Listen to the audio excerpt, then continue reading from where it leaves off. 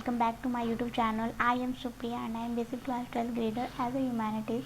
So this is day 2 of 15 days challenge and मैं जो कुछ भी प्लान की हूँ 15 डेज़ को एंड जिस हर एक सब्जेक्ट को डे बाय डे मैं जिस तरीके से प्लान की हूँ मैं उसी के अकॉर्डिंग मैं चलूँगी, कुछ एक्स्ट्रा मैं ऐड नहीं करूँगी उसमें। आज है चैप्टर 2 का NCERT question answer and history का 1 शॉर्ट रिवीजन एंड साथ में शॉर्ट नोट्स भी है। मैं प्लानर के अकॉर्डिंग चलूँगी एंड कुछ एक्स्ट्रा ऐड नहीं करूँगी इसमें, क्योंकि अगर कुछ एक्स्ट्रा ऐड हो गया तो मतलब डिस्ट्रैक्ट होना तो ईज़िली है। सो प्लीज़ मैं उसको कुछ भी ऐड नहीं करूँगी एंड उसी के अकॉर्डिंग में चलूँगी। एंड मैं आई होप कि ये मतलब मेरा जो कुछ भी है बैकलॉग कुछ भी जो पेंडिंग वर्क है मैं वो 15 डेज़ में कंप्लीट कर लूँ एंड आने वाले नवंबर में मैं इसमें रिवीजन है, साथ में क्वेश्चन आंसर प्रैक्टिस कर सकूँ, क्वेश्चन आंसर एंड साथ में सैम्पल पेपर वगैरह सॉल्व कर सकूँ। इस वीडियो को स्टार्ट करते हैं एंड अगर चैनल पर नए तो सब्सक्राइब कर देना एंड वीडियो पसंद आए तो लाइक कर देना। प्यारे प्यारे कमेंट्स करते रहना। Thank you so much and hello everyone, welcome again. And अभी मैं कर रही थी हिस्ट्री का चैप्टर 4, क्योंकि मतलब मेरे पास शॉर्ट नोट्स नहीं था, इसलिए मैं चैप्टर को फिर से देख रही हूँ, लेक्चर को फिर से कर रही हूँ। एंड मेरे चैप्टर ये बहुत पहले कंप्लीट है, मेरे को बहुत अच्छे से समझ में आ चुका है। ये चैप्टर बहुत इजी है यार। हिस्ट्री एक तरीके से मेरे को इजी लगता है, बट क्वेश्चन आंसर बनाने के टाइम में पता नहीं क्यों मेरे को मतलब बहुत ज़्यादा डर लगता है जब क्वेश्चन आंसर बनाने का टाइम आता है। तो मतलब क्वेश्चन आंसर वगैरह प्रैक्टिस करो एंड मैं भी कर रही हूँ साथ में।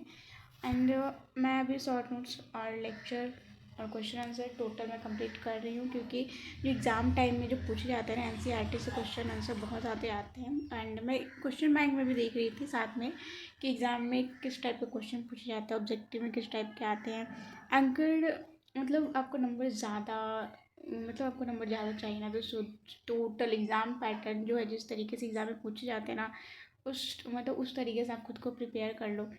अगर ऑब्जेक्टिव पे ज़्यादा ध्यान दो तो वो भी बहुत अच्छा है, क्योंकि ऑब्जेक्टिव तो बेसिक पूछते हैं ऑब्जेक्टिव में एग्ज़ाम में। एंड ऑब्जेक्टिव बेसिक रहता है कि कौन सा युद्ध कब हुआ था, इनका जन्म कब हुआ, ये सब इस तरीके से क्वेश्चन वगैरह पूछे जाते हैं।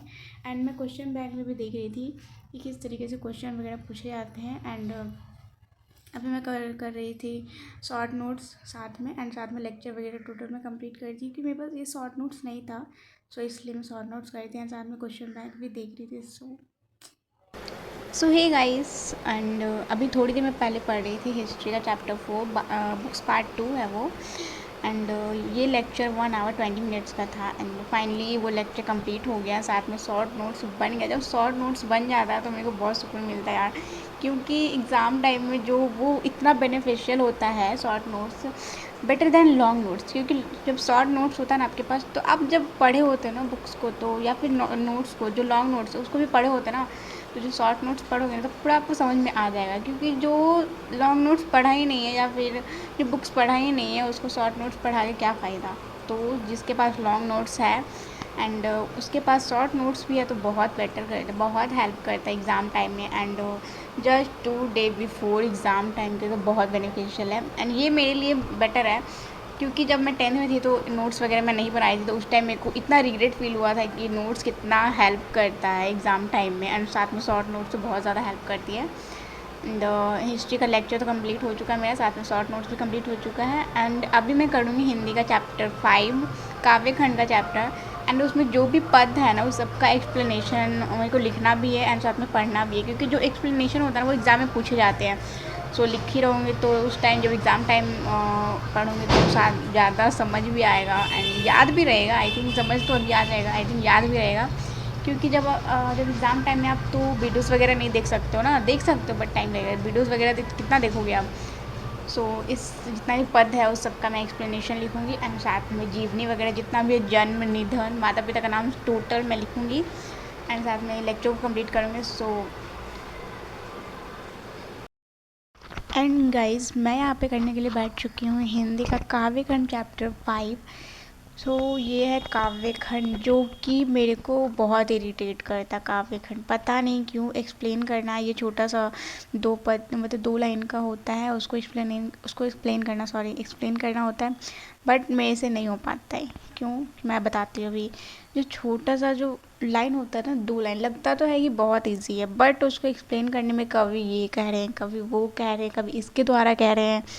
सो मतलब मैं ये सोचूं कि इस चैप्टर को एक बार पढ़ लूँ, वीडियोस देख लूँ और मैं इसको बंद करके रख दूँ, ये तो मेरे से इम्पॉसिबल, मतलब पॉसिबल ही नहीं है कि मैं इसको वीडियोस वगैरह देख करके छोड़ दूँ। नहीं भाई, मैं नहीं कर सकती ऐसा। मेरे को नोट डाउन करना ही पड़ेगा ताकि मैं बाद में बार बार रिवीजन कर सकूँ। एंड मेरे को जब भी रिवीजन करने का टाइम मिलता है मैं कर लेती हूँ इस काव्य खंड चैप्टर को, क्योंकि एग्ज़ाम टाइम में बहुत हेल्प करती है भाई। मैं क्या बोल रही हूँ, एग्ज़ाम में आते हैं ये काव्य खंड। एंड आपको 2 लाइन का पद दे दिया जाएगा, उसको बोला जाएगा कि इसकी व्याख्या कीजिए, इसका एक्सप्लेन कीजिए। मतलब कवि का नाम एंड उसका एक्सप्लेनेशन वो लिखना बहुत इम्पोर्टेंट है, क्योंकि उस जब वो दोनों को लिख दोगे ना एंड साथ में कवि का नाम, तब तो वो भाई मतलब वो बहुत अच्छा है एग्ज़ामिनर के लिए। मतलब वो बहुत अच्छा है, एग्ज़ाम में आपको ऐसे नंबर दे देगा कि यार कवि का नेम तो कम से कम पता है। लेकिन हाँ, पद में जो होता है ना, अगर आप एक्सप्लेन कर रहे हो तो साथ में कवि का नाम भी दे दिया करो, थोड़ा ज़्यादा यूनिक लगेगा। एंड यहाँ पे मैं कर रही थी ज्योग्राफी का एनसीईआरटी क्वेश्चन आंसर। सो आज डे 2 था, तो एनसीईआरटी क्वेश्चन आंसर वगैरह मैं टोटल कंप्लीट कर, एंड आज का टास्क मेरा हो चुका है कंप्लीट। अगर वीडियोस पसंद आई तो लाइक कर देना, चैनल पे नहीं हो तो सब्सक्राइब कर देना। So thank you so much, comments जरूर करें।